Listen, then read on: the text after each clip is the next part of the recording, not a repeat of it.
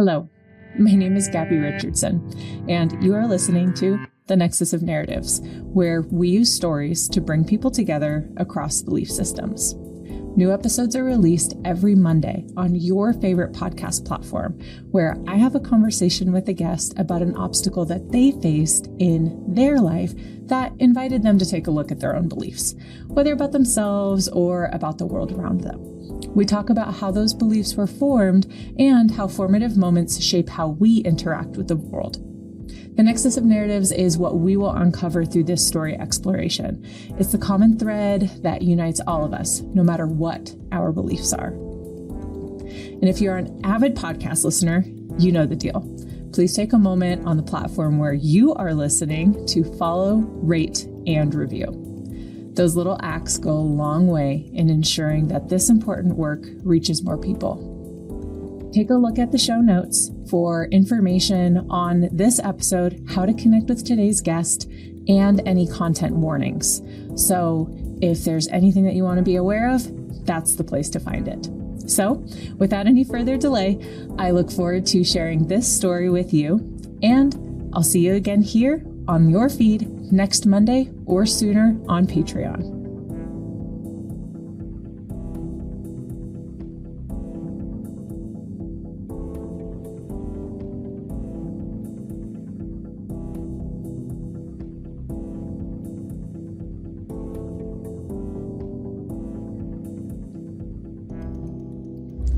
Hello and welcome to the Nexus of Narratives. Michelle, thank you so much for joining and spending time with me here today. Thank you so much for having me, Gabriella. Yeah, this is great. It feels like this has been a little while coming. I guess I can't say a long time coming, but it's been so nice to get to know you. And if you could just briefly introduce yourself, maybe a brief social location, how can people get to know you in just a quick snapshot? Yeah, absolutely. Thank you so much for that. I was born in Asia. We immigrated to Australia, so I'm actually in Sydney right now, hence the accent.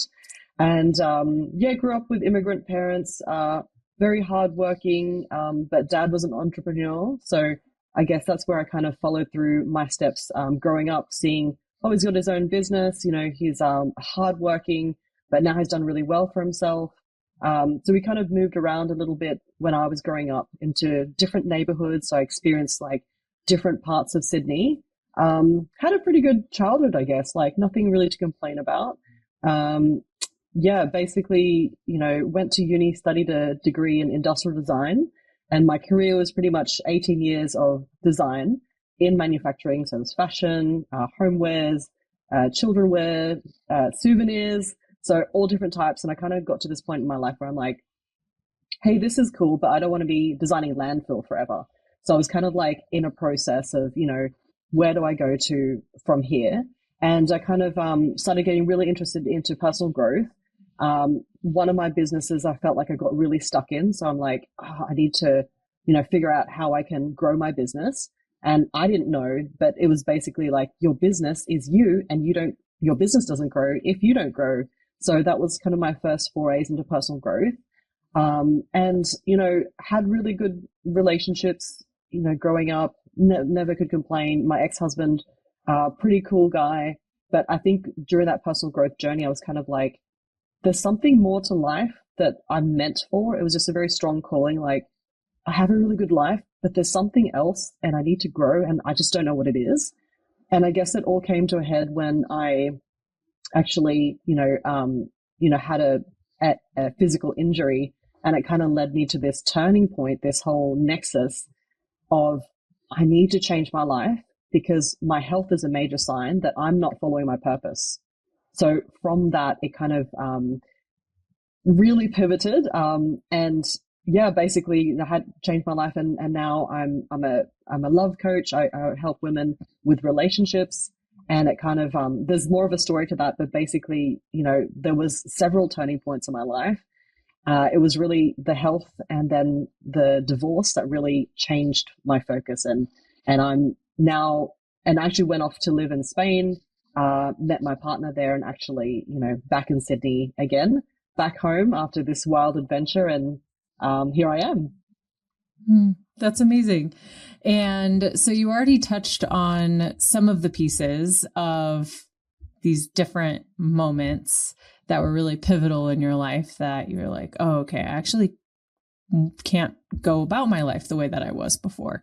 So if you were to dive deeper and share some of those stories of different moments, wherever you would like to start, that felt really pivotal to your beliefs and how you wanted to show up in the world.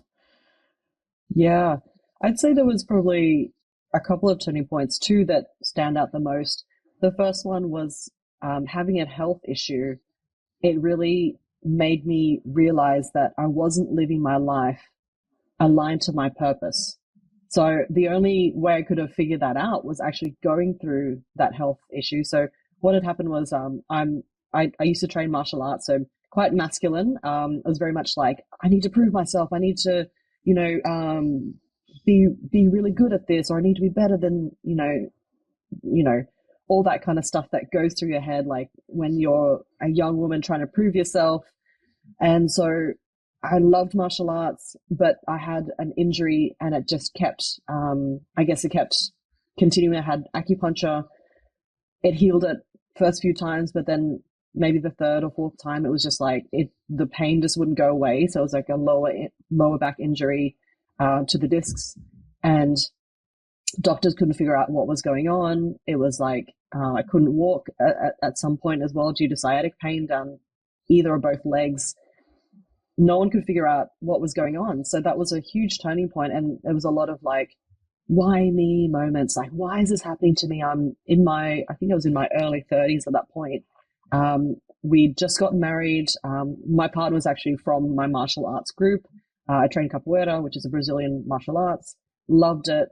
But that was the turning point because it was really like, I had been living my life in a way that had changed my body. My thoughts had actually created a behavior and repetitive actions which had changed the muscles and the framework of your body. And the same happens with illnesses and disease. There's a way of living your life that actually physically changes your body.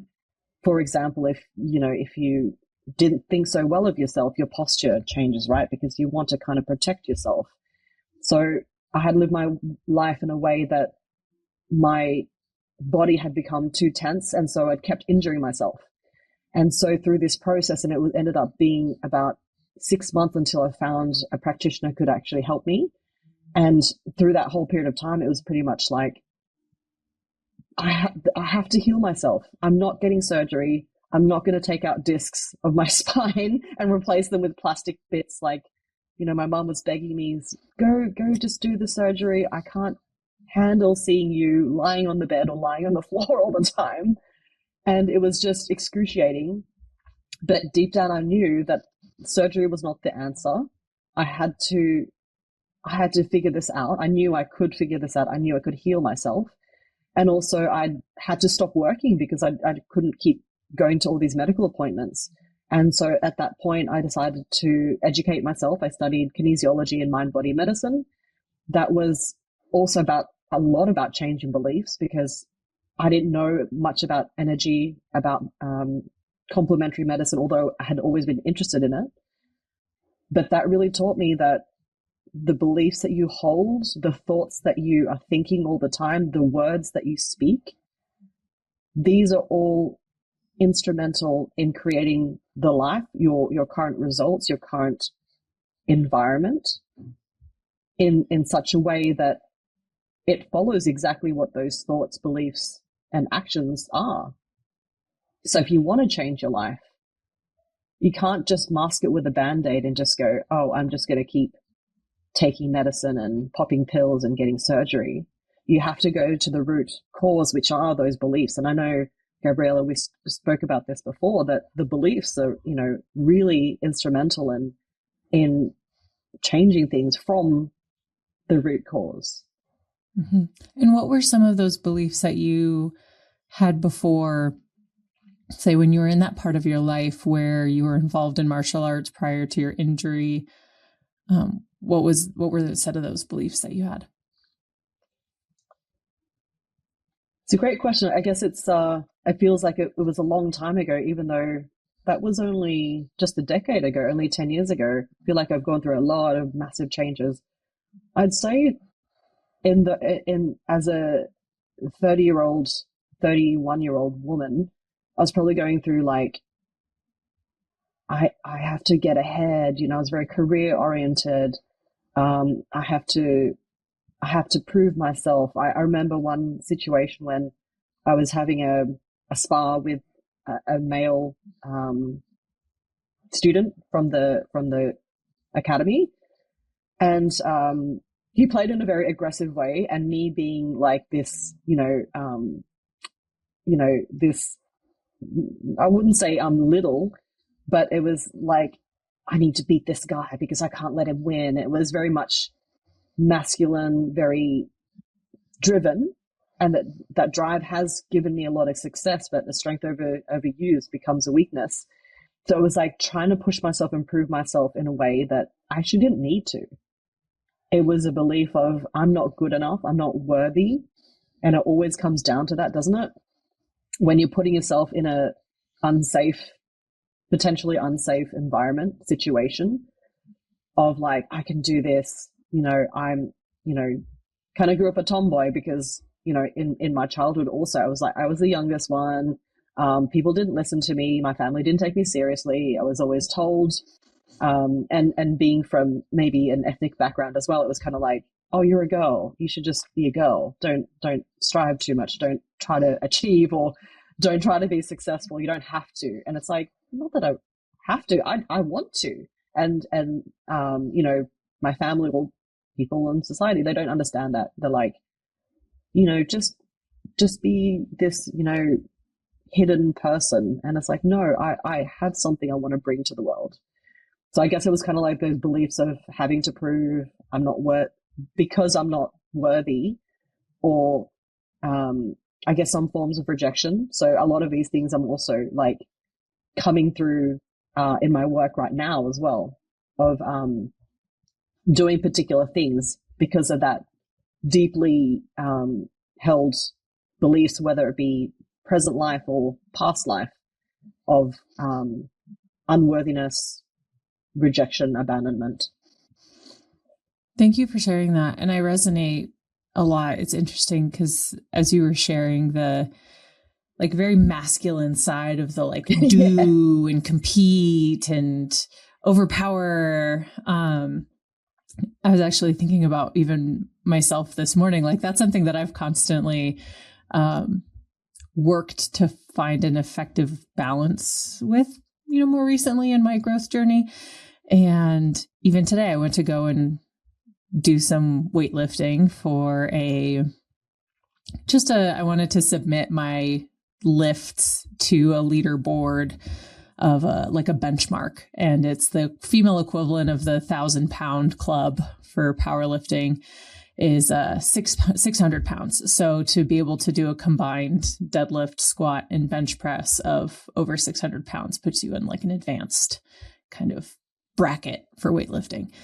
And so I went to go do my lifts today, and I was really excited that my squat, I was at what I was previous to getting pregnant and having my daughter. So I was like, this is amazing that I actually like reached this again. But there's the part of me that I wanted to lift more. And why didn't I lift more than I did before I had a child and had this extra thing happen to my body to balance? And my deadlift, I did like 15 pounds more than I previously knew my max lift to be. But I wanted to hit 300 pounds, not 290. And so I had to keep on telling myself like, whoa, just be proud of yourself where you're at. Like, why am I being so competitive with myself? Chill out. Like, what are you doing, lady? So I was like, yeah, I find myself doing that a lot. Wait, I did that today too. Okay. It keeps on coming back. So, how do you feel like, because you specifically mentioned masculinity, which I think really stood out to me as for me, because I know I'm also someone who tends to lean more into the masculine, is how would you describe the difference for anyone who is not so familiar with some of the different like masculine or feminine energies and kind of what that looks like and what that has been like for you to feel like you're leaning more into a masculine side versus are you now leaning into more feminine, and what is that like?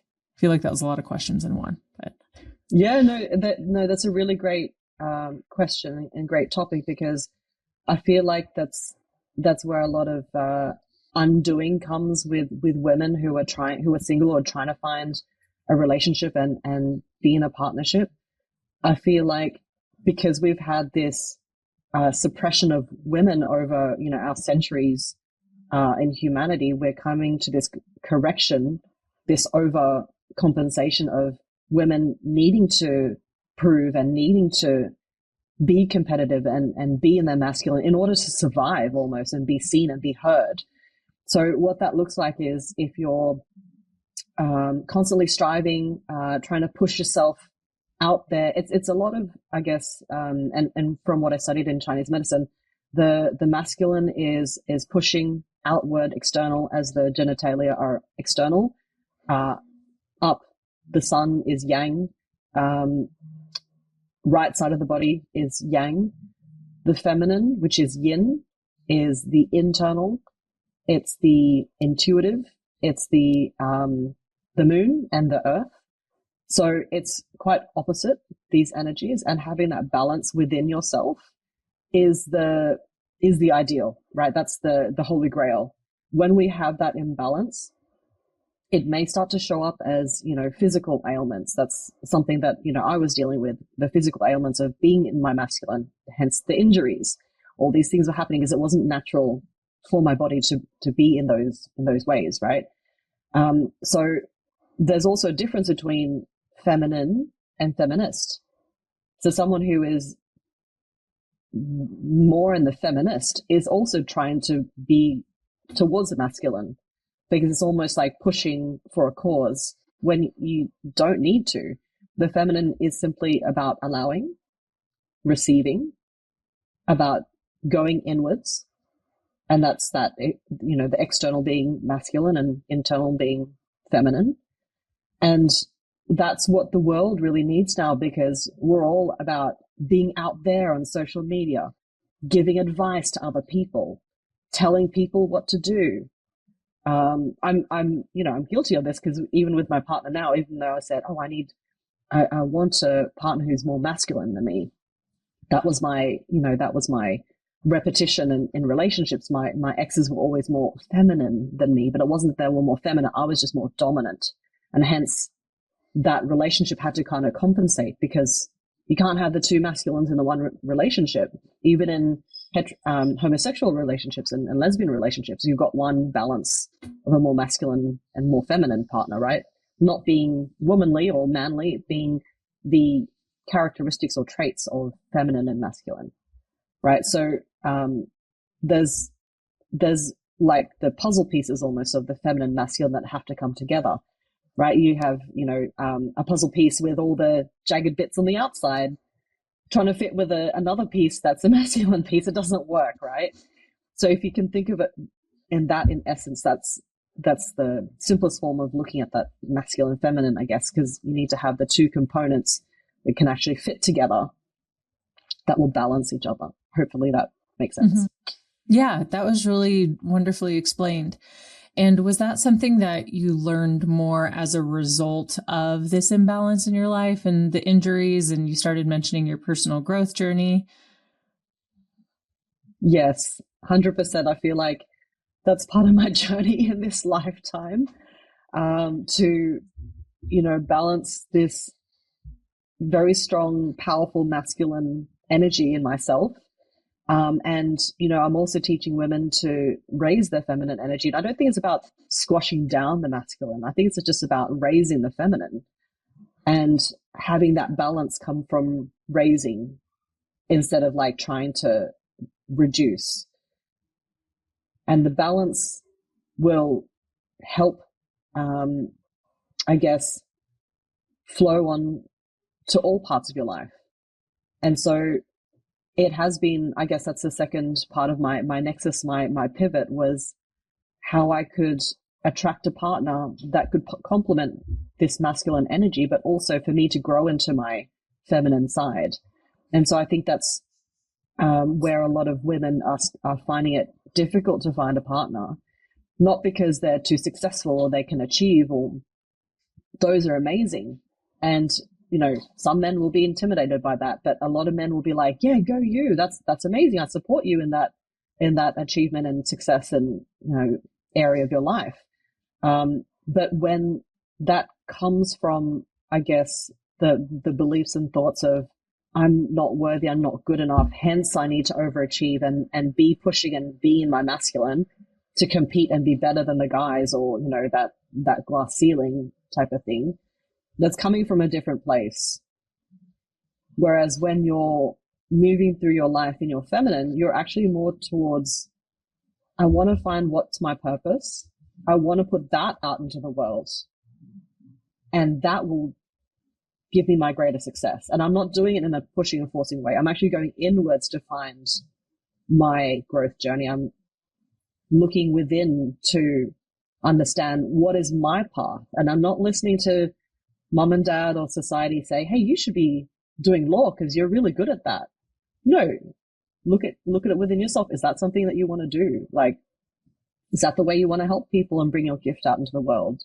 So I guess balancing your feminine is constantly coming and checking back in with yourself, your intuition, your ability to connect with your instincts and what's truest for you. So I feel like that was the second part of my journey, finding my partner and being able to manifest. And I guess that's a very feminine energy and a feminine skill that I believe is really starting to come into the world as a very powerful way of achieving or getting things that you want.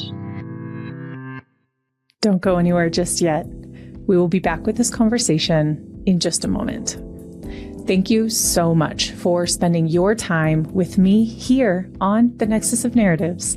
As you may know by now, it goes a long way to support the podcast by listening, following, rating, and reviewing. So if you have enjoyed the content, please take a moment to support extending the reach of this important work. While the public episodes of The Nexus of Narratives focus on the stories of our guests, how belief systems have been formed, and how to build connection, we keep the conversation going on Patreon. We've built a phenomenal community of peer connectors on Patreon who are looking to build a more compassionate world together. While I could be continuing the conversation with the guest or digesting fantastic themes with my dear friend Rowan, there is a lot of great bonus content on Patreon, including additional benefits for different tiers. Search Nexus of Narratives on Patreon or click the link in the show notes to join this exclusive community. I look forward to connecting with you there. For more information on the Nexus of Narratives, ways to listen, opportunities to connect with me, or share a story of your own, go to nexusofnarratives.org. I personally monitor that inbox, so it is a quick and simple way to connect directly with me. Whether you're a new listener or have been around for a while, I'm deeply grateful for your time and commitment to this work.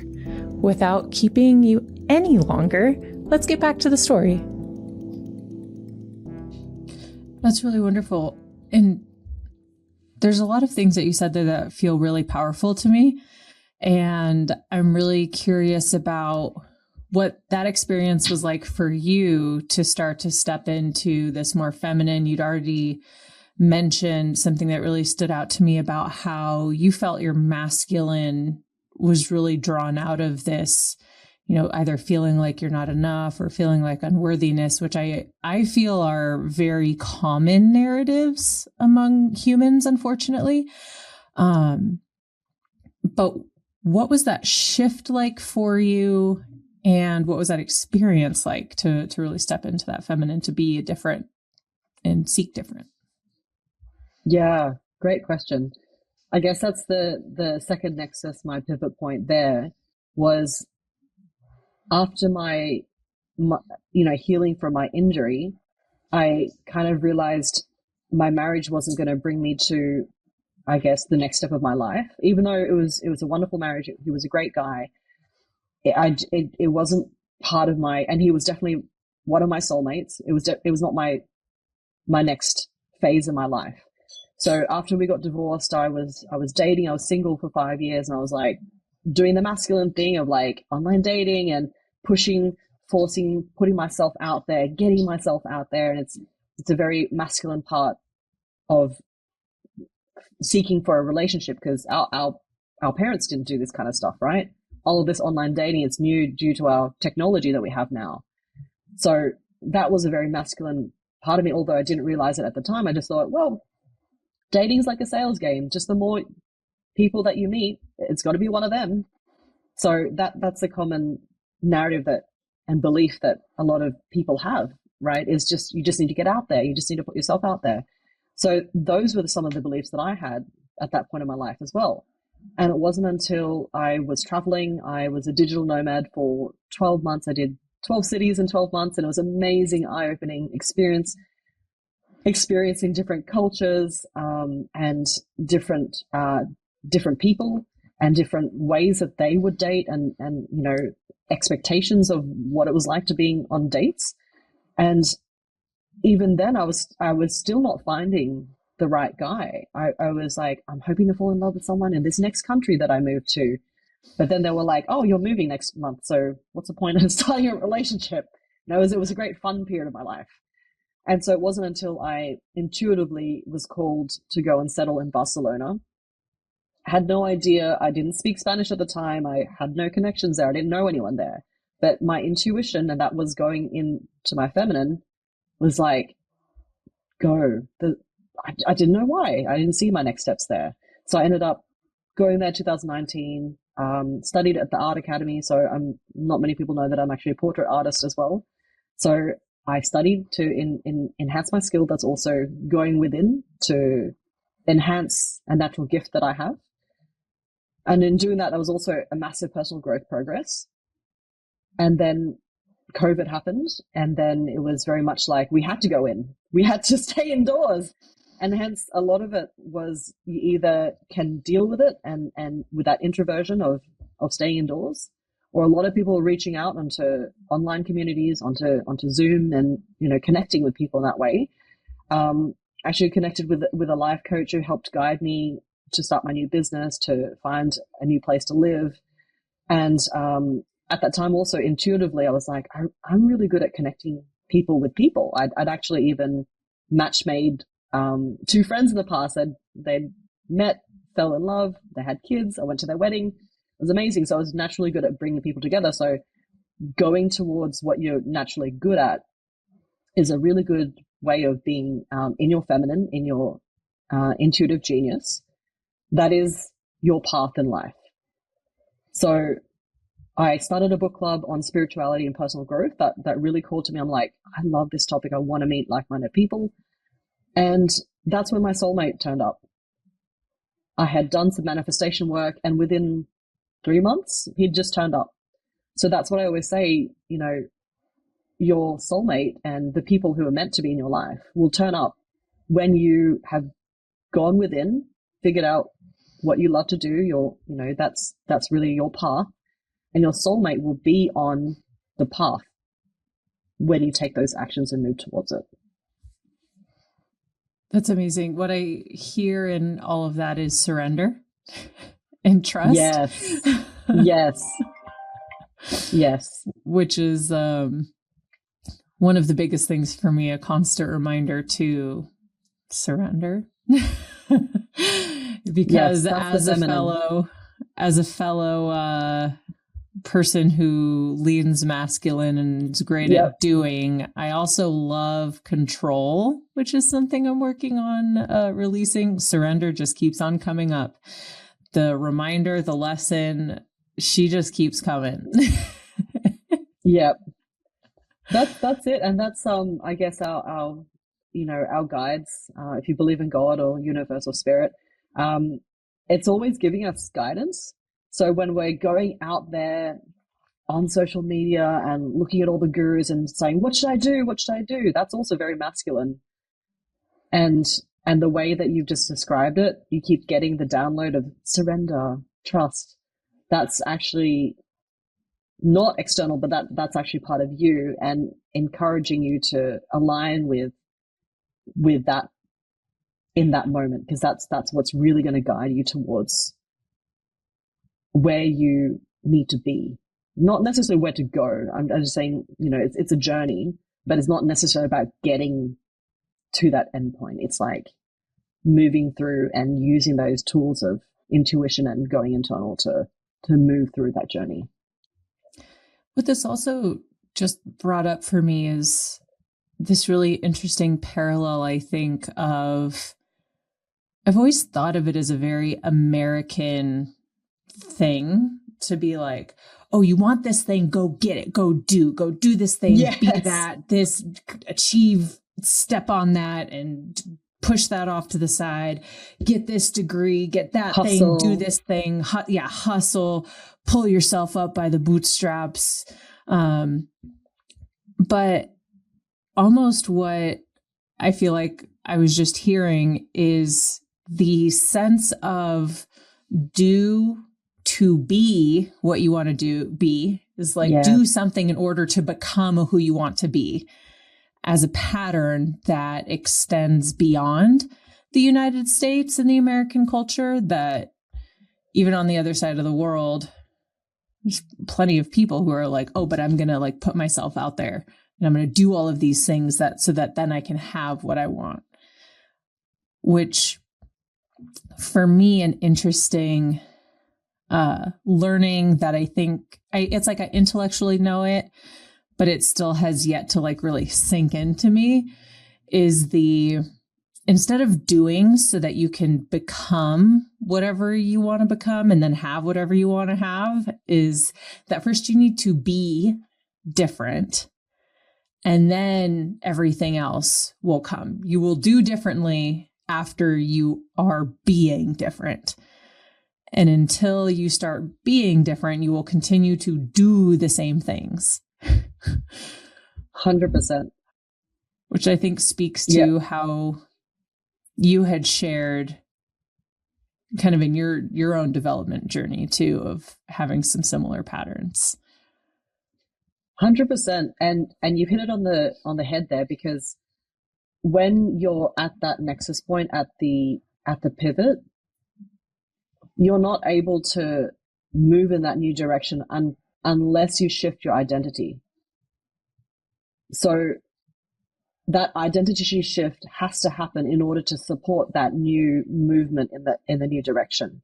What I mean by identity shift is, for example, if you're a single woman who wants to be in a relationship and you're constantly being in the identity of, I'm single, I'm just going to go out and do what I want, and that's great, that's awesome, but people will always see you as a single person. Oh, she's like that. She's it's New Year's. Of course she's going to be out partying. It's Saturday night. Of course she's going to be out with friends and doing stuff, right? And so if you're wanting to attract somebody who sees you as relationship material, let's say, you also need to be taking those actions, thinking those thoughts, being seen as someone who is a natural shoe-in for a relationship. So I've had, clients and girlfriends say, oh, I'm traveling again. I'm here. I'm traveling there. And then the feedback they get is, oh, you're not relationship material. I don't know where you're going to be. I can't see you as my girlfriend because I don't even know where you're going to be next week. So that identity of like traveling butterfly, or like single butterfly, is not conducive to a relationship because you're not being that identity. So that identity shift from single to relationship has to happen before even that ripple effect of your external environment starts to accept you in that new way. Yeah. And what I hear in that is creating alignment for the self. Yes. Very cool. Because you're giving mixed signals to the universe and to other people around you, that are not aligning to your new path forward or what you say you want. It's not aligning. Mm-hmm. Well, and I think this naturally answers the questions that I end up asking everyone at the end, towards the end of our conversations, but let's segue there anyways. And if anything gets repeated, then it's just a way of highlighting its importance, I think. So for the first question, I'd like to ask, how can your story or your series of stories create connection for people who have similar experiences or similar beliefs? Absolutely. It just becomes more tangible, I suppose. When you share your story, all of a sudden people go, oh, I get you. I'm going through that, or I've been through that. And you instantly form a rapport and a bond because, again, being vulnerable, that's being in your feminine, that's opening and allowing people to join your world, creates that connection and helps people feel safe that they can trust you as well. Yeah, absolutely does. Yeah. I'm not going to say anything in response to that because that was just lovely. So also sticking with anyone who can relate. So if there's someone that's in a relatable place to anywhere that you were, what might you say to a past version of yourself? Ooh. Stop trying so hard. She's also That's speaking to me. It's definitely the masculine part, right? It's the and you're right, like it's not just an American US thing, it's like the whole, well, Western world, I suppose, is all about go for it, you can do it. But then it becomes over the top where it's like, if you're not doing it, then you're not achieving it, then you're not good enough. So I would say to past version of myself, um, yeah, stop, just stop, just be still, just be still. It was really, really hard to go inwards, at that time because there was a lot of noise up in the head, a lot of self-talk, a lot of like, oh, you should have done that, or why didn't you do that, or like, they won't like you and you pissed that person off, and a lot of that head talk. So the advice would just be, yeah, stop trying so hard and just stop. Just stop. And I know that sounds really hard because it's kind of like, how do you tell a really busy-minded person to meditate? Man, that's super, super challenging. So a really cool thing instead is like fill that empty headspace, that valuable real estate up there, instead with self-talk with your higher power, your angels, if you believe them, your spiritual self. Have conversations. Like I recommend conversations with God. I'm not religious, but Donald Neil Walsh, I believe that's the author, said it beautifully. It was like, have conversations with the spiritual instead of beating yourself up in your head, because that takes up that valuable real estate, but actually is much more productive and conducive to a way better aligned life. So an example of that could be like, hey, if I'm doing the right thing in my life, give me a sign. And I had this really awesome podcast guest on my podcast the other day, where she was like, have a dialogue. I'm like, that's such a good idea. That's what we should be doing, instead of that, that self-talk.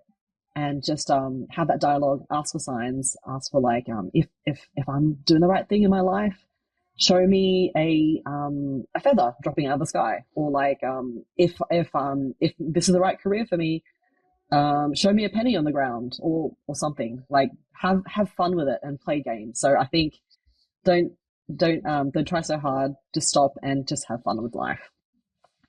I love that. And I love that like conversational piece. I'm going to share that. I have a handful of people in my mind immediately that I'm going to share that with too, in addition to taking it for myself. And absolutely. What do or did you need to feel most connected to the people around you?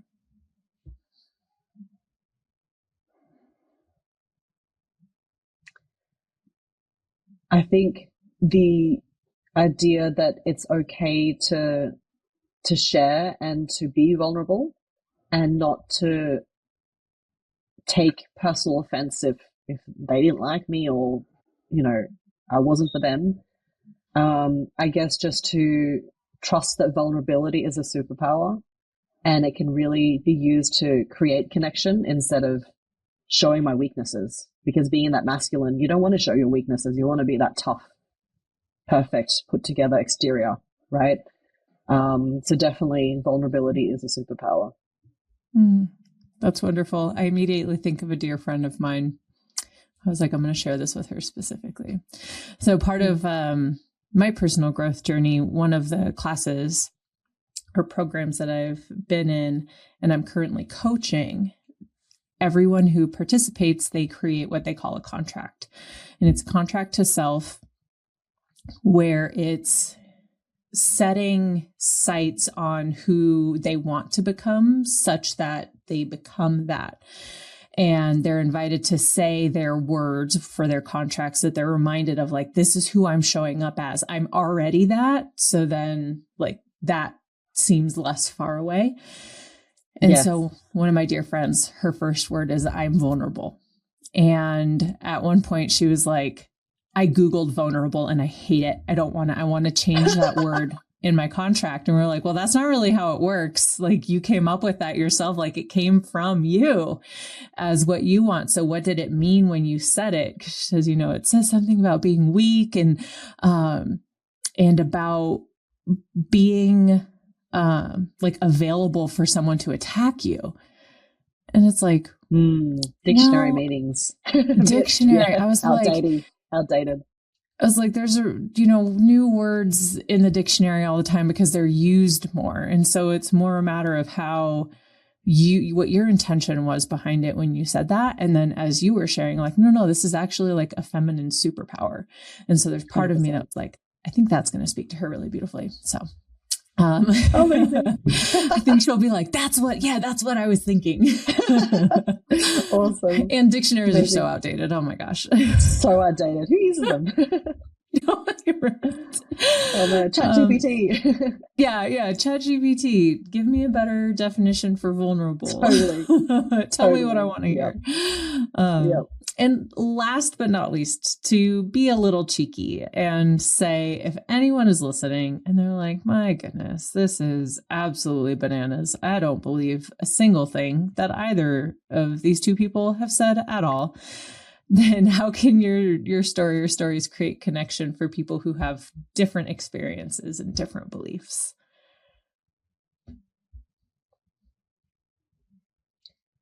I think it's important to stay true to the essence of your story, and whoever it touches, it's going to touch them. There's always elements of your story that will not connect with others. And in that, just to be authentic with that and be okay. The ones that they're not ready to hear or it's not meant for them, I'm sure the energy of how you communicate your story will touch them and move them in some way. So I think that's really important as well. Not so much in the words that you say or what the story you're trying to sell to them. It's about the way you openly communicate that will also invite them to potentially share their story and give them the confidence and courage to share their own story so that they can create connections and ripples in their own community. So it may not specifically be the experience that they're wanting to hear or connect with or resonate with, but perhaps the authenticity and the vulnerability of the way you're sharing can help them to open up and create that ripple effect in their community too. Mm-hmm. Absolutely. And I hear compassion in that. Yeah, I think that's really lovely. Thank you. Thank you. Thank you for having me. Of course. Thank you so much for spending your time here with me. And if there's anyone listening who would like to get in touch with you, how can they connect? Definitely. I am on Instagram at Michelle Chung Coach. I also have a free webinar that women can go and check out. It will teach you exactly how to manifest your soulmate. And if you're manifesting till you're blue in the face and you feel like you're doing all the right things, there's actually just one thing that's in your way. And that webinar will help explain that and show you how you can manage and get through that and meet the right guy for you. So please get in touch with me. I'd love to hear your questions and look forward to it. Awesome. Yeah. And we'll also have links in the show notes too, so that it's easy for people to just click on that. So, well, thank you again. And this has been lovely, just like every time I've chatted with you. So thank you again for such wonderful conversation. Amazing. Thank you so much for having me again. Wow, what a tremendous conversation that was. So thank you for taking the time to listen, and I hope you were able to find just as many nuggets of wisdom as well as actionable steps to build connections in the spaces all around you.